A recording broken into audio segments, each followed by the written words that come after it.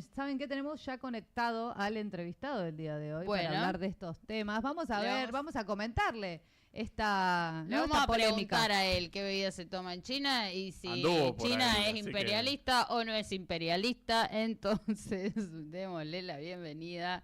Le estaba por presentar a vos, Emi, lo presento yo. Les presento, si quieren, él es Gabriel Merino, docente de la Universidad Nacional de La Plata, coordinador del Departamento de Eurasia del Instituto de Relaciones Internacionales y coordinador del Grupo de Trabajo Claxo sobre China y el Mapa del Poder Mundial, director de un proyecto en la UNLP sobre América Latina y la transición del poder mundial. Hola, Gabriel, ¿nos escuchás? Acá te saludamos. Bienvenido. ¿Cómo andan? Buen día, Solange Ahí y está, Matías. ahí está. Hola, Ahí. Gaby, Gabriel ¿Cómo Merino. están? ¿Cómo estás, Gaby? Bien, bien, un gusto compartir la mañana con ustedes.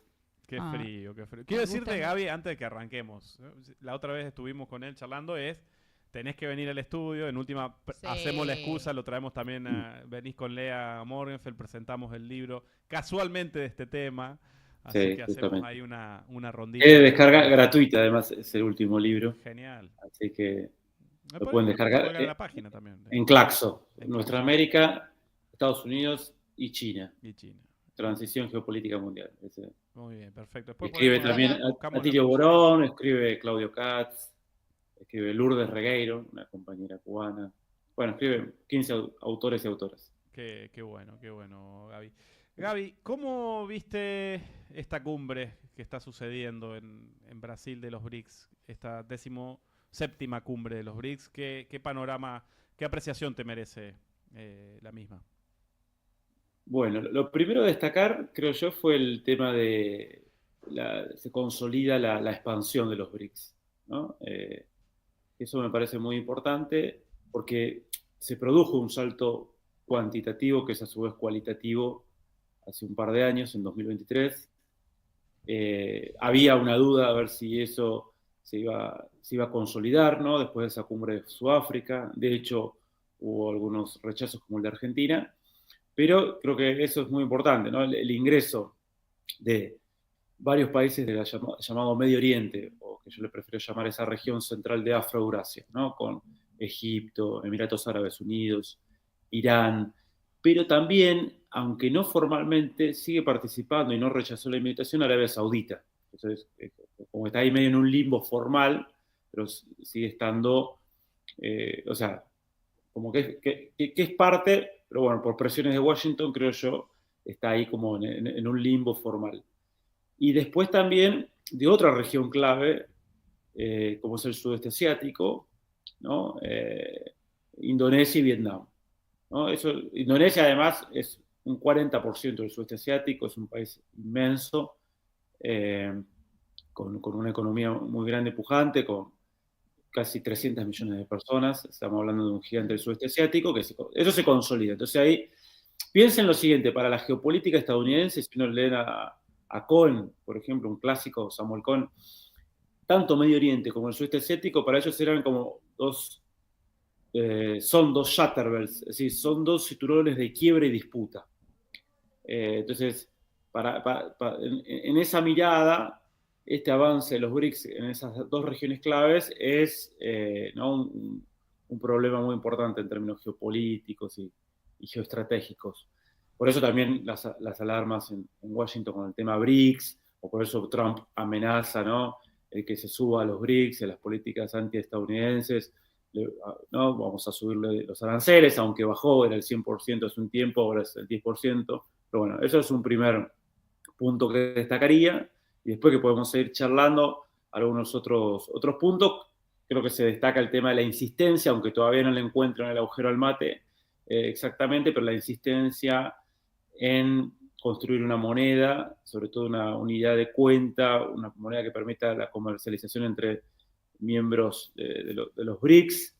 Eso sería importante. Recordemos que ya el comercio intra-BRICS alcanzó el billón de dólares, o sea, un dato importante porque eso se fortalece a nivel material y hay ya mucho comercio con las propias monedas nacionales, pero bueno, se está explorando eso, lo mismo que fortalecer el Banco de Desarrollo. Y bueno, y una cosa que estaban comentando ustedes ahí, justo cuando entré, que se da en el marco de los BRICS, pero que tiene que ver con cómo este espacio multilateral de un mundo relativamente multipolar está impactando también en distintas regiones, que es el tema del corredor Chancay-Río de Janeiro, o bueno, Pacífico-Atlántico, ese corredor transoceánico con financiamiento de China, que bueno, que aparentemente ya de alguna manera se va a empujar en términos formales, ya va a avanzar, y eso te cambia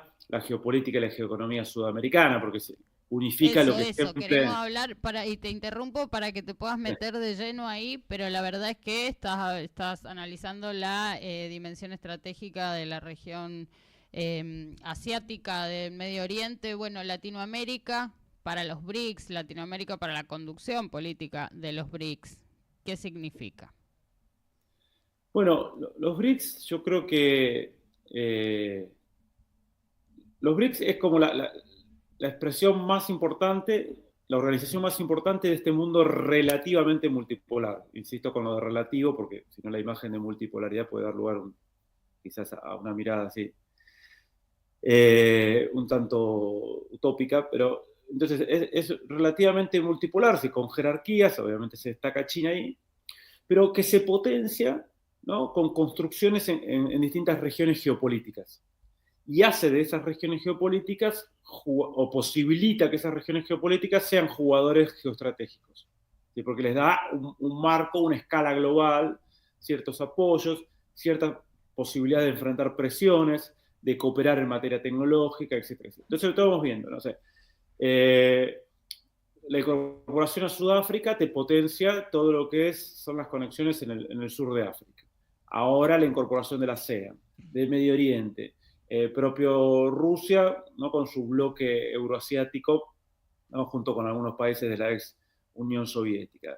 China potenciando la RCEP. Y bueno, y acá Sudamérica claramente, aunque el rechazo de Milei lo frenó eso, la idea era, con la incorporación de la Argentina y un gobierno de Lula, impulsar la UNASUR y articular, o sea, apoyar desde la escala, o que se retroalimenten dialécticamente la escala regional de la construcción de poderes alternativos con la escala global que posibilita los BRICS.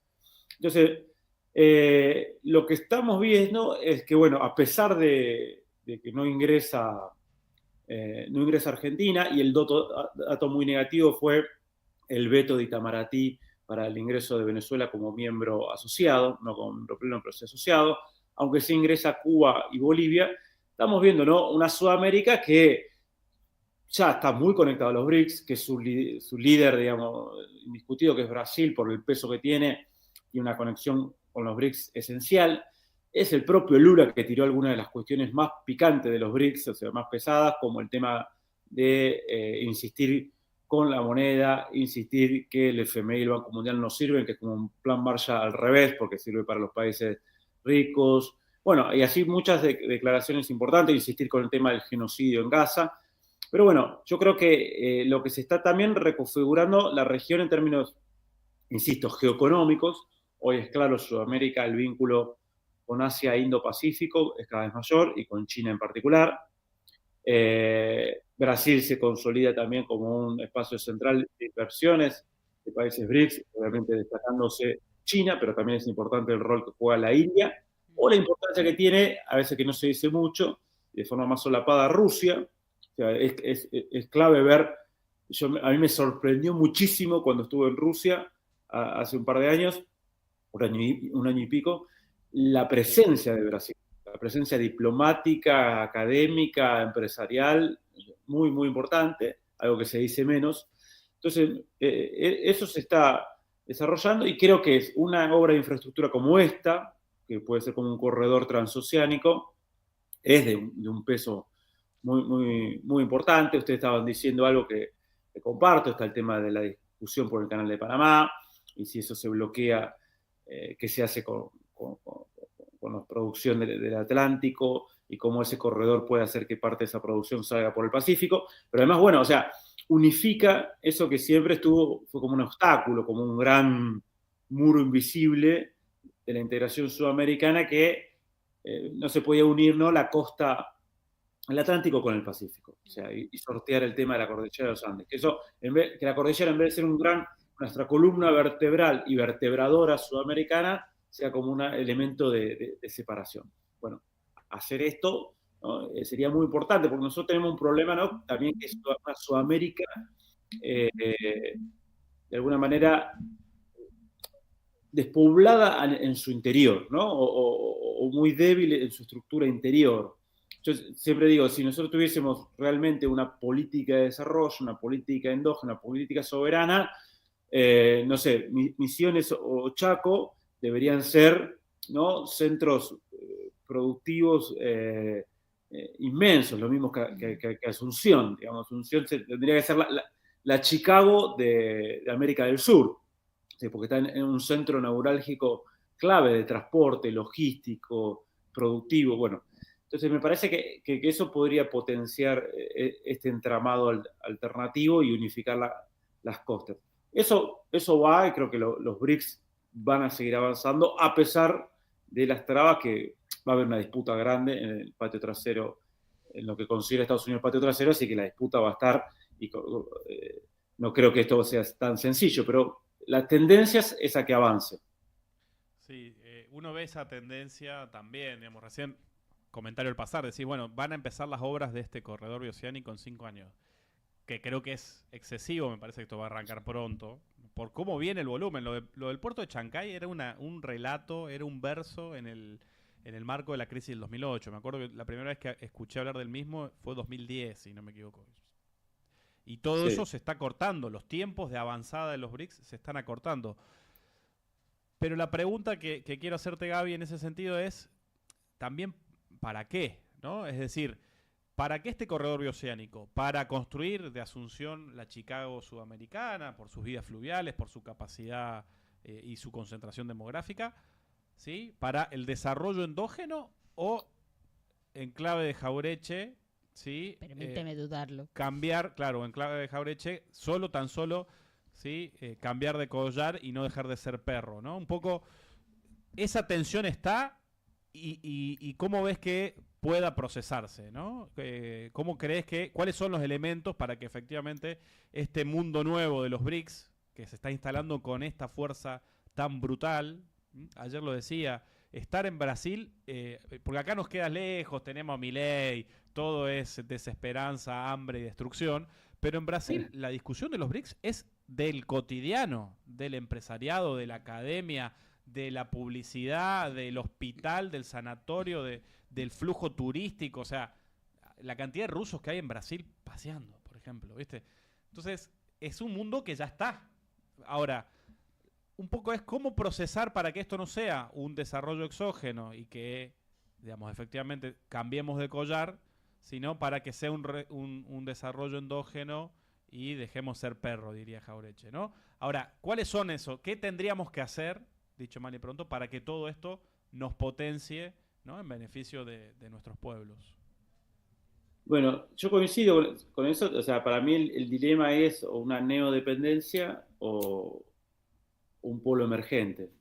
Yo digo, bueno, estamos como en 3 escenarios, que es a su vez expresa un trilema, de alguna manera.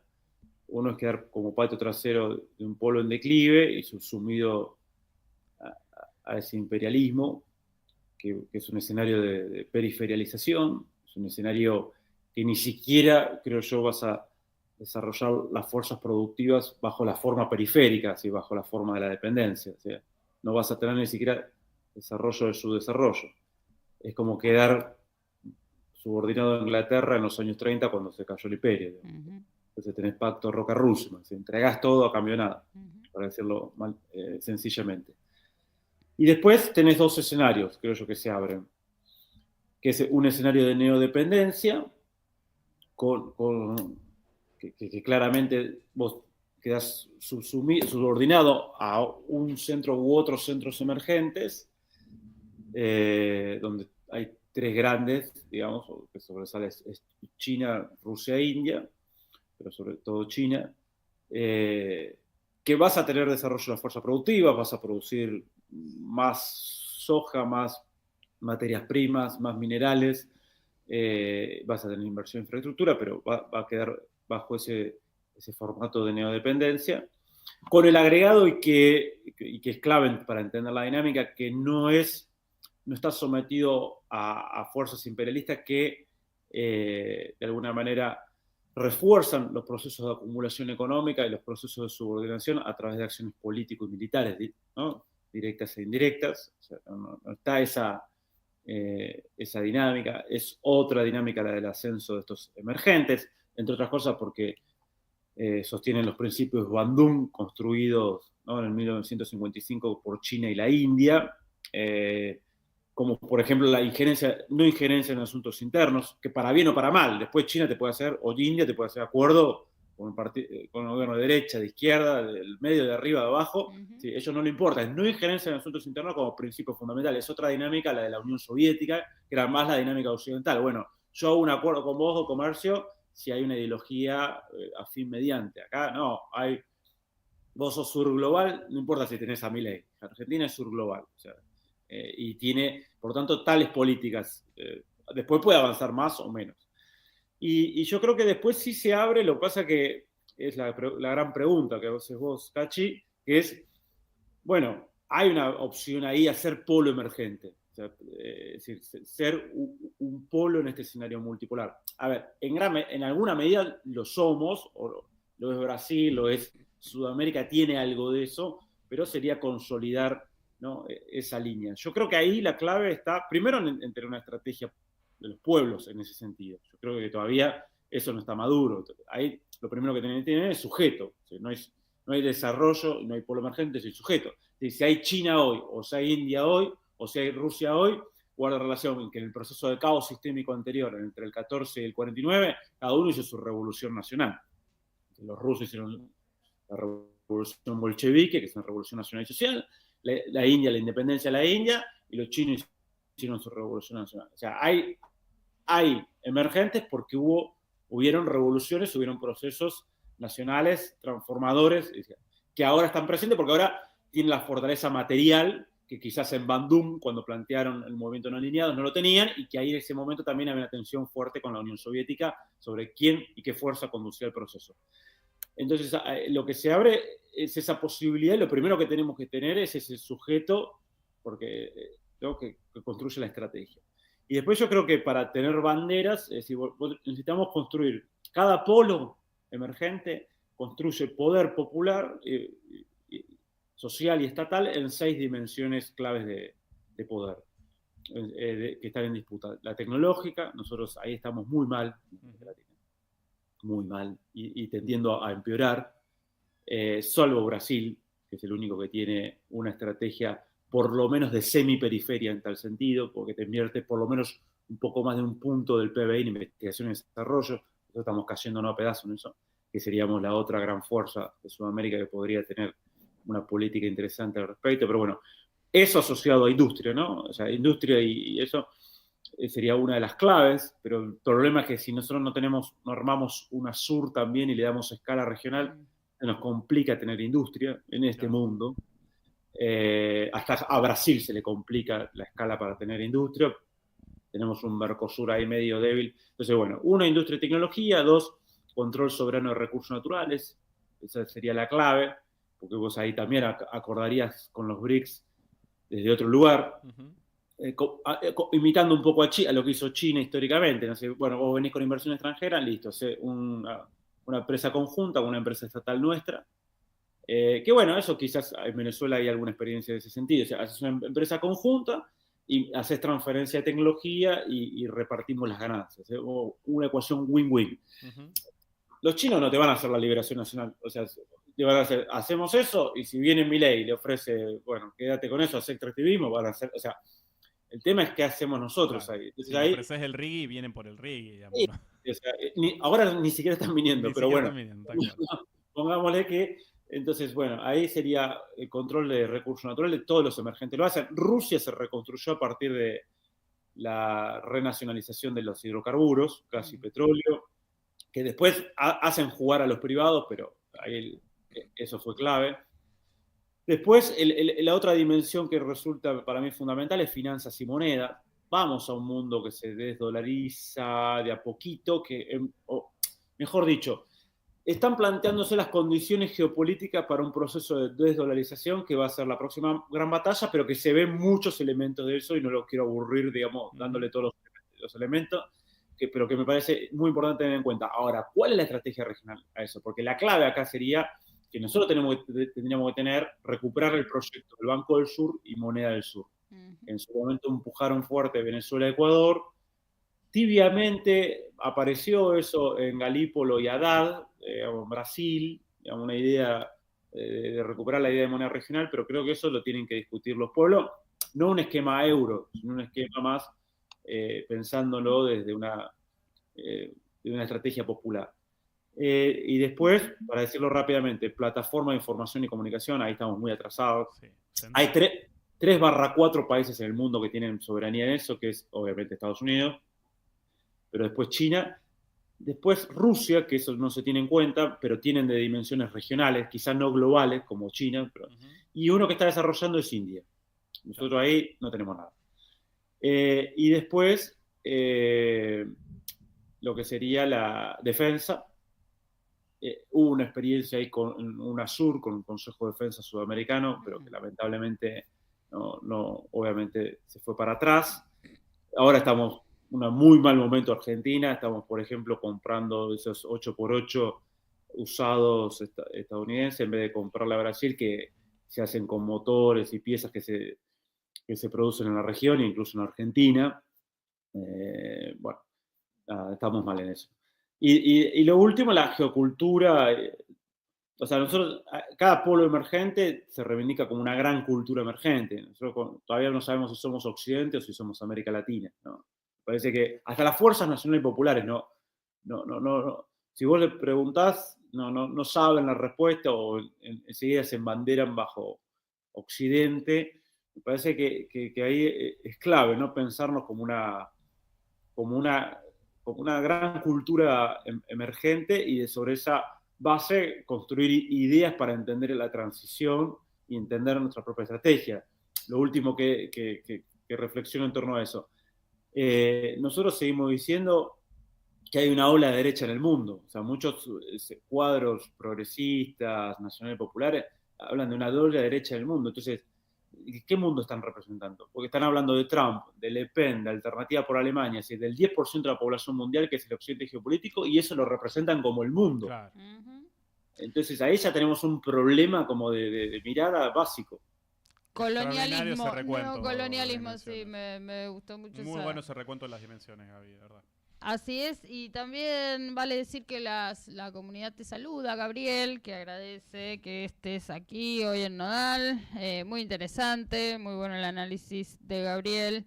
Bueno, se metían con algunas cuestiones que fuiste también planteando, que tienen que ver con China, Venezuela, ese pragmatismo chino, ¿no? Que decías, bueno, ahí están haciendo negocios. Yo te estoy parafraseando, pero están haciendo negocios, esto es capitalismo, lo hago con quien pragmáticamente tenga del otro lado si se trata del sur global. Y es interesante marcar... Le doy un dato, mira, que es interesante. Chancay, ¿saben con quién es el socio de China en Chancay? ¿Quién? Manzano. Manzano, mamá. Ay. Que tiene un 40% de Chancay a través de una minera peruana. Tremendo. Digo para ver la complejidad también, porque lo que está pasando, y que a veces es que y lo que pasa mucho en Brasil, que todo el sector de las burguesías, de los agronegocios, de los grupos económicos locales, ven dónde está el negocio también. Claro. Totalmente. Digo, poner los fideos que estamos todos, dicen los muchachos, cuando huelen inversiones rentables. Me parece interesante este dato que nos traes, porque bueno, esa es también un poco la burguesía que tenemos. Sí, por eso... y la oportunidad, me parece que es importante, Gabriel, lo que decías de, bueno, lo que importa es lo que hacemos nosotros, ¿no? En este contexto va a depender de, bueno, cómo nos posicionemos en términos también regionales en un escenario de oportunidad. Digo, porque si no se abriera este proyecto, no avanzara este proyecto de los BRICS, estaríamos, ¿no?, en un mundo bastante distinto, en condiciones peores de las que estamos, ¿no? Los BRICS son una herramienta.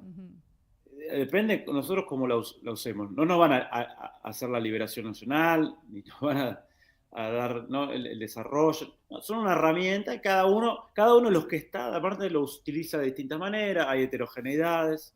Eso es interesante también, porque nos permite movernos. El tema es que hagamos nosotros con eso. Uh-huh.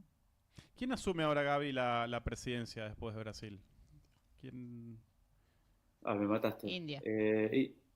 ¿India? No. Porque evidentemente hubo un relanzamiento desde la cumbre del año pasado y que recuperó el BRICS un tono mucho más político que económico, comercial, digamos, ¿no? Parece que es interesante esta línea, este tándem que hicieron Rusia y Brasil, que sea el camino del ejercicio. Más allá que parece una boludez, pero hace a la agenda que se impone en la construcción. Hicieron un acuerdo importante ellos, que es mantener a Dilma Rousseff en el nuevo Banco de Desarrollo de los BRICS. Ese fue un acuerdo con los rusos. Uh-huh. Y creo que ahí hubo un acuerdo también en ese sentido para avanzar en propuestas de la desdolarización. Claro. O sea, en ese marco, en ese acuerdo, por eso vemos un Lula mucho más asertivo, hablando, ¿no?, de una nueva arquitectura financiera mundial, hablando del nuevo Banco de Desarrollo de los BRICS, y ahí hay un acuerdo Rusia-Brasil interesante en ese punto, ¿no?, de cómo avanzar en un esquema incluso monetario alternativo, ¿no? Yo creo que ahí Brasil ve que tiene una debilidad, ve que para un esquema sudamericano es importante salir, porque si se cae el sistema dólar a nivel mundial, sí, ¿dónde va a quedar el sistema dólar? Acá. O sea, ¿dónde va a querer que quede, digamos, ¿no?, en el patio trasero? O sea, claro. Por eso vemos, mientras el mundo habla de la desdolarización, ¿dónde se habla de la dolarización? En Argentina. Digamos, en Argentina. ¿No? O sea, ese contraste, digamos, claramente se ve. Entonces, yo creo que Brasil está pensando en eso.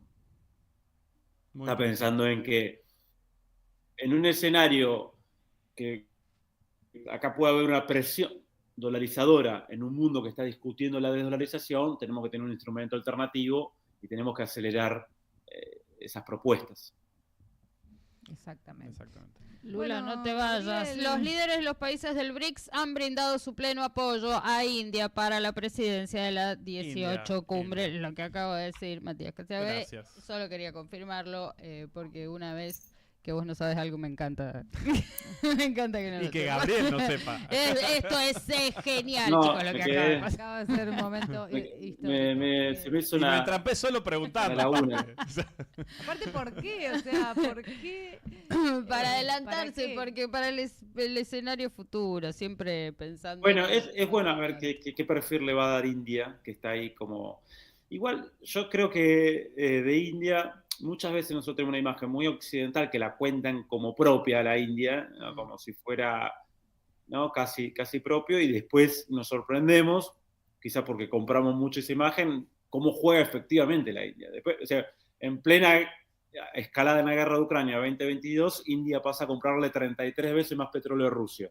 Y encima en rublos y en rupia. Entonces, India ahí, o sea, claramente jugó muy BRICS y muy en tándem con Rusia. Después, Rusia es el segundo vendedor de armas del mundo. ¿A quién le vende? China, India. O sea, claro. Más, creo que hasta ahí, no sé quién está arriba. Sí. Entonces, ahí India hay que ver, es interesante el perfil que le da, ¿no?, a la presidencia.